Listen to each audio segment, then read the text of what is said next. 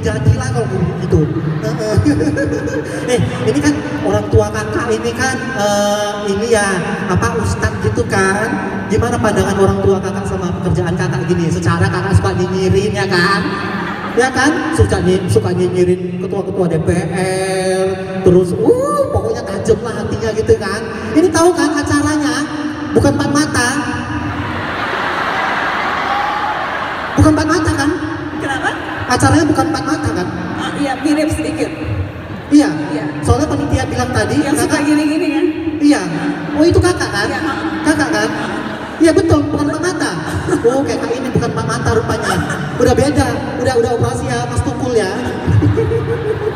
Iya. Acaranya siapa? Mata Najwa. Mata Najwa. Bangga ya kayak dia sendiri. Disebut dong. Hah? Setiap Rabu jam 8 malam hanya di Trans 7. Kan promosi dikit boleh. Boleh lah, boleh. Promosi. Tapi nggak suka juga aku Mata Najwa kayak dia aja punya mata ya kan. Kita punya mata. Boleh Mbak Betty mau bikin acara Mata Betty boleh. Iya. Kalau di sini nggak ada Mata Najwa, matamu. Apa matamu? Dua. Gitu. Iya. Mata Najwa. Mbak Betty suka nonton nggak Mata Najwa? Suka lah. Apalagi yang grebek ini loh, grebek apa sel gitu, grebek penjara. Grebek ya? Oh udah ganti. Grebek apa grebek? Grebek penjara. Ini kan Najwa Asya. Ya kan? Najwa Asya. Asiap kan panjangannya? Ya. Oh masih satu famili sama Geng Halilintar. Masih anak terakhir. Anak terakhir tapi dongsok gitu ya besarnya. Iya gitu. Iya. Jadi gimana lah tadi pandangan orang tua? Pertanyaannya tadi lupa. Pertanyaannya apa? Iya aku lupa banyak kali ngoceh kan. Baca. Ya Allah. Sosok nggak mau baca pertanyaannya. Tahu kalian memang gini bapak kakak kan Ustadz Kiai. Kok belum syukur bulu?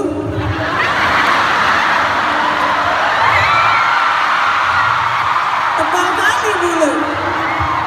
Seperti orang Arab banyak bulunya. Banyak orang malu ah. Kalau pakai rok itu harus mulus. Semana orang panitia pun DP belum. Gak bisa bersyukuran aku kak. Kak ini tadi lah orang tua kakak kan kiai. Terus pandangan orang tua kakak itu ngeliat profesi kakak tuh kayak mana gitu loh. Secara kakak mulutnya lantang. Iya kan? Lantang kan? Iya. Apalagi kalau udah nanya. Gimana pak? Kayak ular kobra mau ngatok. Langsung blank gitu. Semana kak jelasin kak? Alhamdulillah. Ngomong dari tadi lo aku nanya lo. Ini mau jawab nggak iya. bisa. Jadi ini mau jawab betul atau jawab bohong? Suka hati kau lah. Orang biasa-biasa aja kok. Mau jawab mana? Iya. Kalau bohong gini, kok dosa, kalau jujur kok ya. Karena jawabannya bisa macam-macam. Mau jawaban gaya politisi.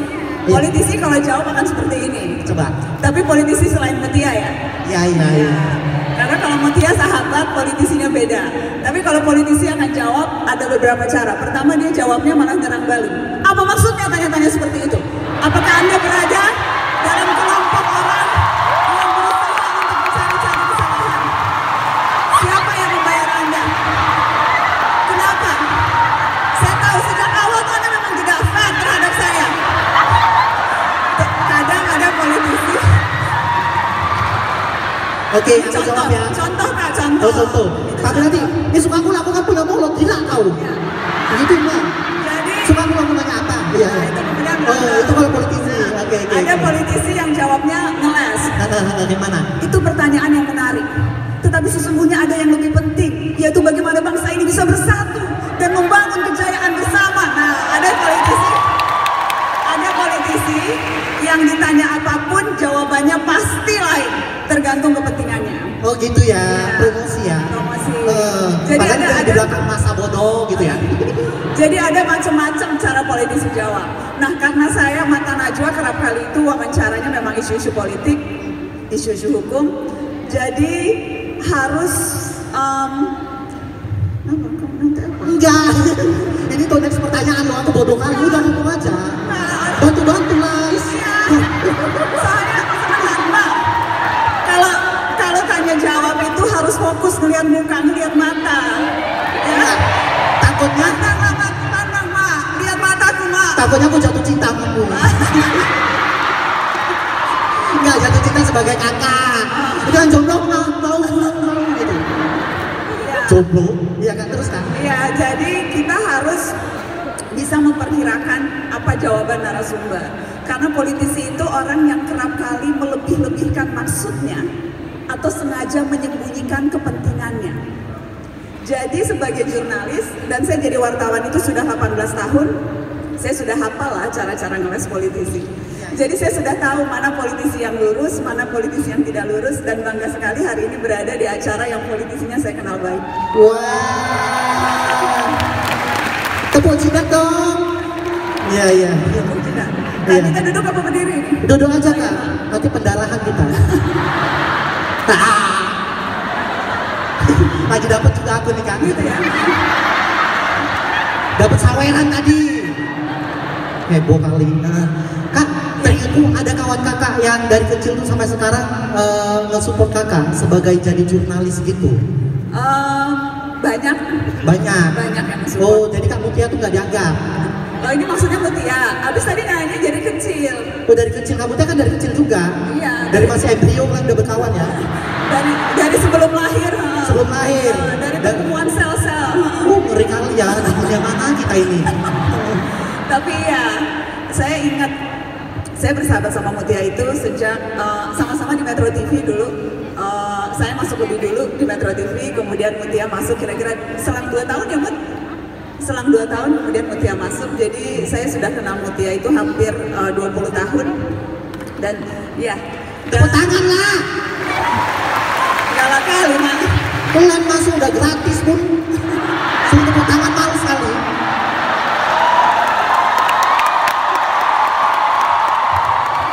Kena suara awak dah. Kan betul. Ya kan? Dibantu tepuk tangan aja ya. Nggak disuruh ngocok lem. Terus kan? Sampai mana? Oh, Mutia. Iya, jadi kenal sudah lama, sama-sama liputan, sama-sama siaran, sama-sama mainnya bareng, cari makan bareng, temenin Mutia kemana-mana, saling temenin. Jadi memang sudah seperti saudara ya kalau sama Oh Mutia. gitu ya? Iya. Ada utang juga Kak Mutia sama kakak nggak? Nggak Mana ada. tahu kita nggak tahu. Ya kan? Semua orang pasti ada utang sama kawan. Utangnya udah dibayar? Belum. Bayar sekarang. Udah korupsi hari ini? Belum. Mahasiswa mana mahasiswa? Angkat tangan. Oh mahasiswa semua. Yang megang uang kas siapa? Ada. Udah mau korupsi? Korupsi aja nggak apa-apa. Yang penting kau nanggung. Nanti uangnya jadi darah daging. Darahnya darah kotor, dagingnya daging tumbuh. Tiap tahun penguci darah itu. Tiap hari ya kak ya.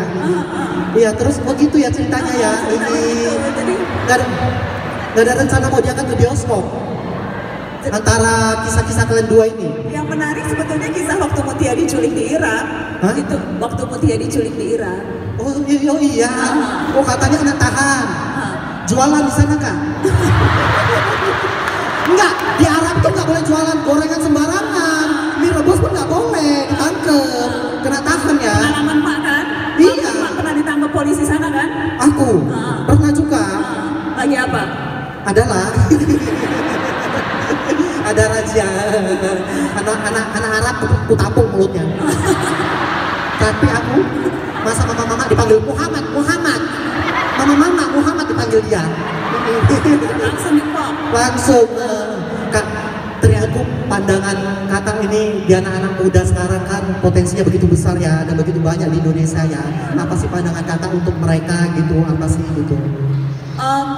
Banyak sekali yang bisa dilakukan sekarang dan saya makin lama makin melihat kalau ada yang bilang anak muda apolitis, nggak suka politik, saya nggak setuju tuh. Kenapa? Karena menurut saya makin lama makin banyak yang peduli isu, makin lama makin banyak yang mau turun tangan terlibat berbagai kegiatan, makin lama makin berani bicara, makin berani untuk unjuk gigi, unjuk ini sikap, menunjukkan pendirian. Dan saya merasakan seperti Mata Najwa dulu bilang, wah itu kan Mata Najwa yang nonton pasti mama-mama gitu, atau orang-orang tua. Tapi enggak, yang nonton Mata Najwa, yang nonton Catatan Najwa, yang nonton di YouTube, yang diskusi rame di Instagram, di Facebook, di media sosial yang banyak anak muda di dalamnya, mereka rata-rata kritis, berani bicara, tahu apa yang sedang diperbincangkan di negeri, dan gak malu-malu untuk mengutarakan pendapat. Jadi menurut saya persepsi anak muda nggak suka politik itu tidak benar. Mungkin ia memang ada kesan apatis, tapi apatisnya itu juga bukan apatis buta, tapi apatis kritis. Jadi mereka seperti memisahkan mana yang politik, mana yang kepentingan sosial. Walaupun sesungguhnya itu dua hal yang saling bersinggungan. Jadi melihat, apalagi kalau masuk politik praktis, jadi mungkin aduh udahlah, ya udah saya pilih aja. Tapi kalau disuruh masuk partai politik, disuruh ikut mencalonkan diri dari DPR atau DPRD, itu pasti wah sudah alergi. Nah ini menurut saya yang harus mungkin Mutia perlu banyak nanti juga cerita apa sebetulnya yang membuat dia mau terjun ke politik. Karena saya ingat waktu sahabat saya bilang dia mau berhenti jadi wartawan dan mau jadi politisi, itu saya ngaku saya sempat marah. Oh gitu. Saya sempat marah. Kok kakak pula yang marah, mamanya juga marah. Marah saya. Lucu kadang kan. Siapa kakak ini coba? Saya nggak terima. Saya waktu itu mikir, saya egois mikirnya. Saya mikir kenapa harus meninggalkan profesi ini, kenapa harus jadi politisi. Saya sempat nggak rela sahabat saya pergi untuk melakukan profesi yang berbeda dengan yang selama ini saya lihat dia lakukan dengan sangat cemerlang gitu. Karena Mutia tuh jurnalis yang luar biasa keren. Tepuk tangan dong. Jadi merinding aku. Jadi waktu dia bilang mau politisi, saya sempat marah, diskusinya sempat panjang. Tapi terus sekarang setelah saya pikir, setelah melihat tidak harus menunggu 10 tahun. Sekarang dia jadi anggota DPR udah 10 tahun. Tapi bahkan setahun 2 tahun pertama dia jadi politisi, saya langsung merasa untung dulu saya marahnya nggak lama-lama karena luar biasa bangga lihat dia sekarang. Kemarin tuh sampai blok-blokan Instagram kan? Enggak sampai. Enggak sampai perang di Twitter. Unfollow Mbak. Enggak. Sekarang perang aja lah kan. Enggak ya, udah jadi kok. Udah jadi. Iya, untung nggak jadi vlogger food kakak. Ya kan? Nge-review makanan. Jadi gendut nanti kakak kayak aku. Iya. Apalagi yang aku tanya ini ya Allah. Apa Mak? Gantian lah Mak, saya yang tanya Mak boleh? Hah? Gantian saya. Mau nanya apa kalau aku udah nikah loh?